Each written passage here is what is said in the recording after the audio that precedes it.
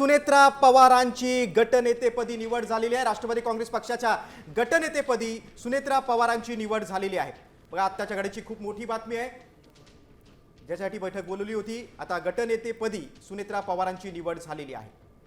संध्याकाळी 5 वाजता उपमुख्यमंत्री पदाची ते शपथ देखील घेतील। मात्र राष्ट्रवादी काँग्रेसच्या विधान भवनातल्या बैठकीमध्ये सुनेत्रा पवारांची गटनेतेपदी निवड झालेली आहे। अजित पवार यांच्या निधनानंतर राष्ट्रवादी काँग्रेसची ही बैठक विधान भवनात बोलवलेली आहे। सुनेत्रा पवारांची विधिमंडळ गटनेतेपदी पक्षाच्या सर्व आमदारांनी एकमताने निवड केलेली आहे।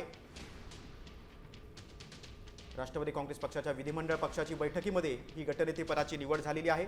वळसे पाटलांनी प्रस्ताव मांडला होता आणि त्याला मंत्री छगन भुजबळ यांनी अनुमोदन दिलं। आता संध्याकाळी 5 वाजता सुनेत्रा पवार यांचा उपमुख्यमंत्री पदासाठीचा शपथविधी पार पडणार आहे।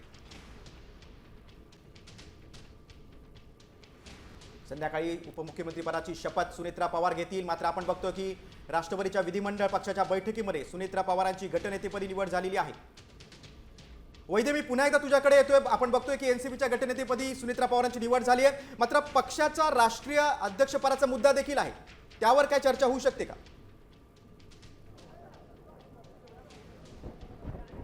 बघा, एकूणच पक्षाची राष्ट्रीय कार्यकारिणी जी आहे ती आधीच जाहीर झालेली आहे आणि राष्ट्रीय कार्यकारिणी अतिशय महत्त्वाचे निर्णय घेते।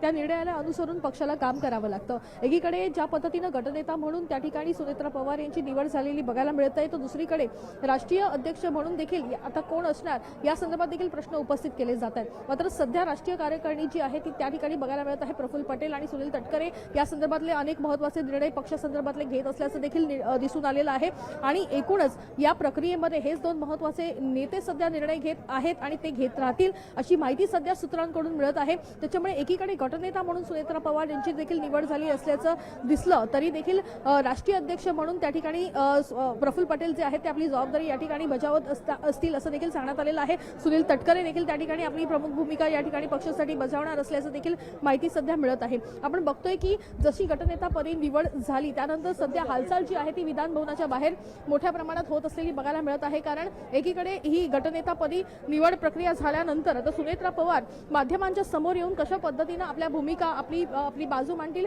हे देखील पाहणं तितकंच महत्त्वाचं आहे। त्यासाठी अलर्ट जो आहे तो या ठिकाणी विधान भवनाच्या या परिसरामध्ये असलेला बघायला मिळत आहे। काही वेळेतच या ठिकाणी गटनेता म्हणून सुनेत्रा पवार या स्वतः या ठिकाणी उपस्थित राहतील आणि आपल्या भावना देखील बोलून दाखवतील आणि एकूणच नेमकी त्यांची भूमिका कशा पद्धतीची आहे आणि कशा पद्धतीने आपली भूमिका त्या बजावतील या संदर्भात खरं तर त्या आपल्या भावना व्यक्त करणार असल्याची माहिती सध्या मिळत आहे। त्यासाठी या ठिकाणी तयारी देखील सुरू असलेली बघायला मिळते। आपण बघतोय की पोलीस प्रशासनही या ठिकाणी तैनात असलेलं बघायला मिळत आहे। सुनेत्रा पवार काही वेळेतच या ठिकाणी बाहेर येऊन माध्यमांना प्रतिक्रिया देणार असल्याची माहिती सध्या मिळत आहे। सोबतच त्यांच्या अनेक राष्ट्रवादीचे महत्त्वाचे नेते देखील या ठिकाणी उपस्थित असतील।